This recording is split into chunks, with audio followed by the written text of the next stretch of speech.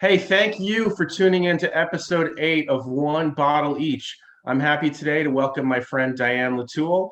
Diane has published her blog, Wine Lovers Journal, since 2007. She has spoken about wine at conferences in Croatia, Italy, and Portugal. She's been a wine instructor for a number of years and hosted a series of very well-received wine pairing dinners. Her list of writing credits includes Snooth, Palate Press, and Broadway World.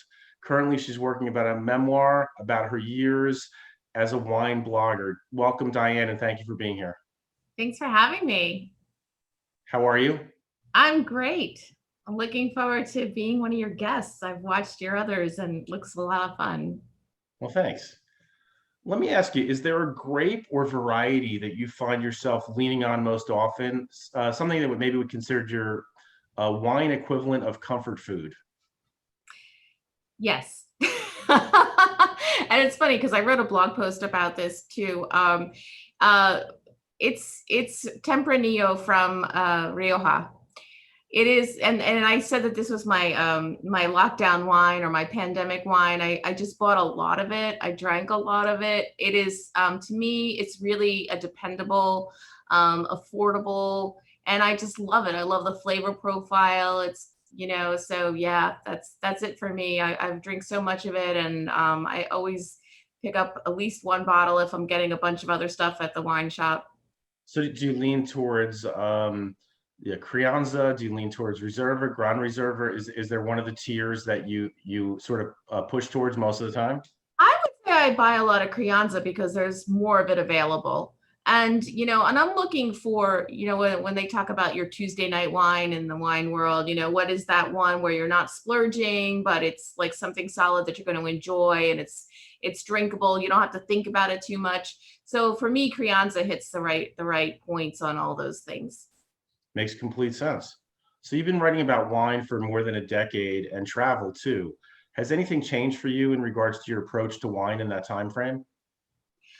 Oh yeah, of course. At the beginning of this journey, it was really a lot of learning all the time. And so I was really attentive to, where was I in the world? What's this grape variety? How do you spell it? How do you pronounce it? What does it mean in the context of the other grape varieties? And went through a lot of education, both boots on the ground, meaning traveling to the vineyards, as well as doing WSET level 3 and going through that program.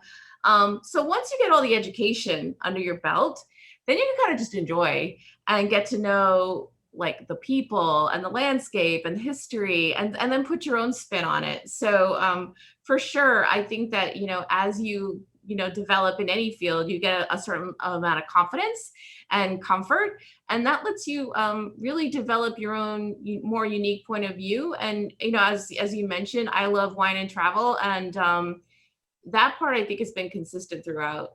Just always enjoy, obviously, traveling to the vineyards, as you do too. I know. Well, absolutely. I mean, it's hard to beat. And what you said makes complete sense to me that you just sort of, like you said, you relax about it, you get a comfort level, and you kind of let the experience come to you and permeate you instead of maybe looking for something particular. I know for me, that's kind of what it's been. I'm just there to soak in whatever is around. Yeah, yeah.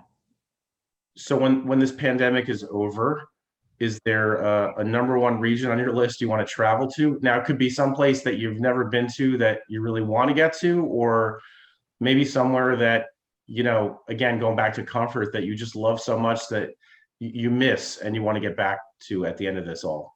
Yeah, it's a great question. It's definitely one I think about, and it sort of depends on when this pandemic is over. Um, Hopefully it soon. depends on what season we're in. I've never been to South America, and I would love to go to Chile or Argentina. So if my next international travel hit winter time, but I don't think it will. I think we'll be out of this hopefully late spring or summer, and in that case, I might head back to Europe. I mean, I'm lucky. I have a lot of friends who live in Europe, who, you know, many of whom do wine touring or work in wine regions. So it's just always fun. I haven't been to Italy in a number of years, so I would love to see a friend of mine who lives in Perugia. She does some wine tourism there. So maybe just do the comfort thing and hit up some friends and hang out with them and drink wine in Europe would be a lot of fun. It certainly would be. So is there anything about the memoir that you're working on that you want to share with us at this time, or is that all yet to be revealed in the future?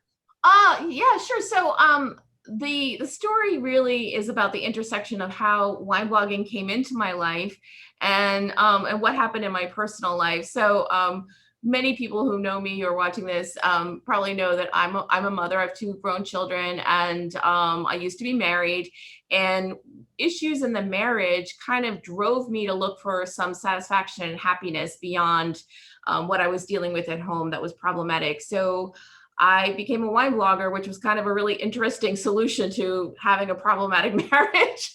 And through all this, you know, exploration of wine, I really developed a new identity, which has become a huge part of my life. Tons of friendships, lots of travel, as I say. So yeah, that's it in a nutshell. Great. So tell me, what in the wine world is exciting you right now? 2020, we're months into the pandemic. What's really ringing your bell? Oh, wow. You know, I went up to the Finger Lakes at the beginning of June. And I think that for me, with wine and with travel, it's really about discovering what's in your backyard, rather than looking to the far reaches of the world right now. So, so for example, I was able to go and taste and buy wines from Dr. Konstantin Frank. And that's just such a solid producer up there and a beautiful property. And a friend of mine was just recently telling me about some exciting New Jersey wines that I want to get to. My mother lives in New Jersey. So in the South Jersey area, I never, ever would have thought that we would have good wine coming out of there. I mean, that's a place for tomatoes, you know, but like Certainly. I'm really shocked. So I'm kind of in my travels. It's been months of fun road trips. I just bought a road atlas. You know, I got off the GPS. I'm like, I want to look at a like paper map. You're kicking it old school. I'm kicking it old school. We're going normcore. We're like, you know, doing what's around the corner, and that is a change for me. So yeah, I'm kind of excited about that. Very cool. Well, I think we've been talking entirely too long without drinking any wine. Yes. So I think we should try. You know, normally I try to introduce the guest wine first, but since I picked a white and you picked a red, we'll go with the white. So we've got the Ribolla Gialla Archetipi from Puiatti, which is in the Venice region in northern Italy. I picked it for a few reasons. I just had an old world wine in mind for you. Yes. And I visited Puiatti 3.5 years ago. I was on a trip out that way, and it was one of the wineries on our itinerary. And I really loved what they do. They don't use any oak at all. They make really what I consider to be tremendous early picking choices, or well, I should say earlier than some. And anyway, I just really love the wine and hadn't revisited in a while. So it felt like a good opportunity. So cheers. Cheers.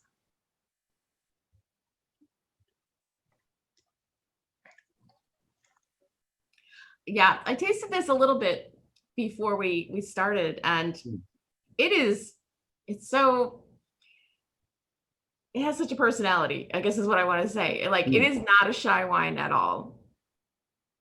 No, not at all. There's such a drove of citrus going on. Mm-hmm.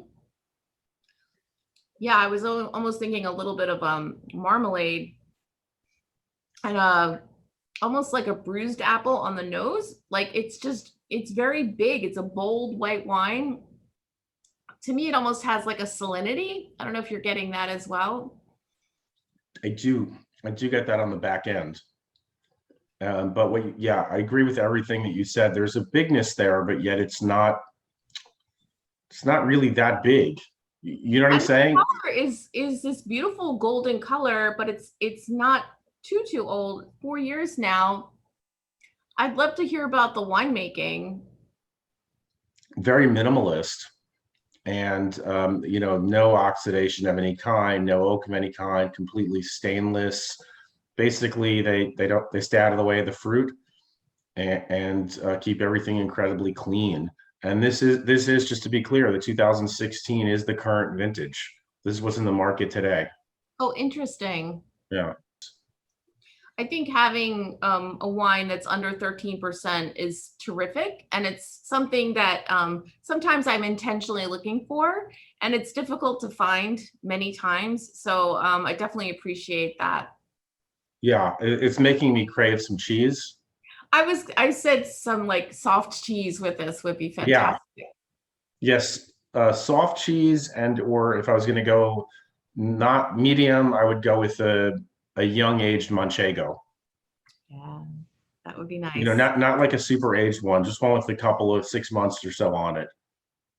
I was just up in Vermont and I brought back some really good cheese. So I think after we're done, I'll have some with us.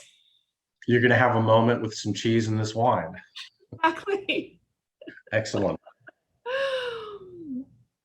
No, I was really pleased when I saw it was Ribolla Gialla, which is I really appreciate that kind of wine, and this one is really interesting and unique. Yeah, and then I love the acidity here, which is, I think, I don't know for you, for me, the more wine I drink, I almost every day that I drink wine, I feel I chase acid more and more. Yeah. Certainly within context of being balanced, but I love that vein of acidity that runs through this. Yeah, it's beautiful. And I did a little research on the website on this, and it says there's no maceration or things like that. So this is all just the grape itself, right? Yes, the grape in the place, all estate fruit. Yeah, it's all what they're about. And Owned by the same, it's a owned by small I'm what? yeah, this is a relatively small producer winery, but they are owned by the same family that owns Bertani, the Oh, okay. Amarone producer. And then we move to some red, Oh boy, talk about a which is personality. Extroverted as well, Meandro. Meandro. So tell me about the wine and why you selected. Yeah, so well, it's funny because you picked an old world wine because when I'm with you, I often drink new world wines, and you teach me something about them. You're far more knowledgeable about California wines, for example, than I am. And my palate often skews more to the old world, to the drier styles, the leaner styles of winemaking. And what I love about this wine is I feel like it has kind of like the best of both worlds. I feel like someone who enjoys old world wines gets that complexity and that earthiness that they're looking for, but someone who enjoys new world wines gets that like ripe fruit flavor that's very fresh that they can appreciate as well. What do you think about that idea? Well, I've never had this wine before, and I didn't pre-taste it, so I'm experiencing it now for the first time. It's just what really hits me on the nose is dark plum and Yeah. some violets. So while much lighter than it, the first thing I thought of, it just brought to mind Petite Syrah, because those are two characteristics I think of Petite Syrah. And then when I taste it, it does have plenty of purple fruit, but it's much lighter than what I was saying. But there's a freshness, there's a viscosity there, but lots of fruit, good spice on the finish, really nice glass of wine. So you asked me why I chose this one. Another reason was so being as a person who loves wine travel, and I've been to a number of wine blogger conferences as we met at the first American Wine Blogger The Conference. very first, 2008. which was super fun, and been friends all this time, which is so cool. I experienced this wine at the winery on a post trip after the 2009 European Wine Blogger Conference in Lisbon. And it was a revelation to me to learn about all these dry red wines being produced in the Douro Valley, which of course is better known as where port is grown and produced. So just, one of the best things about wine travel and being in the privileged position of writing about wine and being invited into the homes of these winemakers and winery owners is you just have these beautiful memories of the travel experiences, and it enriches your experience with the wine, years later even. I had a beautiful lunch with a number of other bloggers at the Quinta. It's high on a hill. It overlooks, the undulating Douro River Valley. And what I love about this wine is Meandro, meandering as the Douro River does around this beautiful valley. It's easy to remember. The label is like really, it's like a label you'll never not spot on the wine shelf once you know it. And I recommend this to friends who say, I want to try something different. I drink a lot of whatever, California Cabernet Sauvignon. What would you recommend as trying something that's not in that style, but something I'll like? And I recommend this a lot. I pour it a lot at the wine dinners that I host. And people are always surprised and delighted. One thing to note about these Douro Valley Reds is they're almost always blends. And the grapes are the indigenous grapes that have been growing there for a very long time. I noticed on the site, I was taking a look at this vintage, they do mix up the blend from one year to the next. So this year, it's mostly Touriga Nacional. This is the 2017, but that's 45%, 33% of Touriga Franca, 15% of Tinta Roriz, 5% of Tinta Barroca, and 2% of Alicante Boucher. So, it's such a fun and interesting wine, I think, for a lot of Americans to try, because it's just really different in so many ways, but delightful. It's really delightful, actually. That's a great word. And as I'm listening to you and continuing to sip it, what came out after just a couple of minutes open in my glass is there's a nice minerality on the finish. Wow. That really sort of peaks out. What I was going to ask you though, as you said, a lot of these wines in the Douro Valley that are table wines, Yes. Meaning not sweet wines or blends. So do you think that they haven't done better than they do in the US? A, because port overshadows so much, or B, that the varieties are relatively, for the most part, unknown to Americans, and that they are blends and they just don't know, hey, what that is, quote unquote? That's a great question. And, my day job is in marketing, and I do think marketing dollars go a long way a lot of times. However, the wine store shelves are very crowded, as we all know. And for any breakout country to kind of make space for themselves on those shelves, whether it's Croatia or Georgia or Bulgaria, we've been to all these tastings, and, we're tasting really good wine. Portugal's has an easier chance than most of those, although Georgia has made a lot of inroads. They're kind of squished in sometimes with Spain, so you're like, it's not really getting the attention it deserves. I just think it's for, wine educators to bring these wines to the attention. But you're probably right. It's probably the grape varieties, the fact that we don't see a grape name on the label. It's really like, I'm sure, like for Psalms, I hand sell this kind of wine if it was appeared on a list. But they are so terrific and deserving of attention. I completely agree. There is, we a few minutes ago started talking about, you mentioned, how you love Rioja, and Crianza particularly, that you're drinking a lot of because it's a daily, like a good daily value for you, which is really fair. And the same thing is true by and large of these wines, these blends from the Douro. There's just incredible value. What's the retail on this wine roughly? About $24. Yeah, that's a lot of wine for $24. And that's something I like to talk about when I do wine classes as well, that, when you look at the price point of a lot of, let's say, California wines, I mean, you're getting wonderful wines, but you're paying for them as well. Whereas, I find this wine to be terrific for $24. I just think that, if you want to get a great value, something like this really delivers. I agree. I'm circling back on kind of what you said about you recommending it to friends who are looking for something different. What strikes me about this wine is that it would appeal to both new world wine lovers and, both new and old. Whoever, whatever they're drinking, they're probably going to find something to enjoy in this wine. And it's got plenty of depth. It's terrific wine. Thank you for picking it. Oh, it's my pleasure. It was nice to share it with you today. I appreciate that. And hey, thank you so much for being on with me. It's a I really pleasure. appreciate it. Yeah, I So think this is a fun program, and I look forward to seeing more of them. thank you very much. We'll have to do this again. All right, cheers. Cheers, Diane. Thank you so much.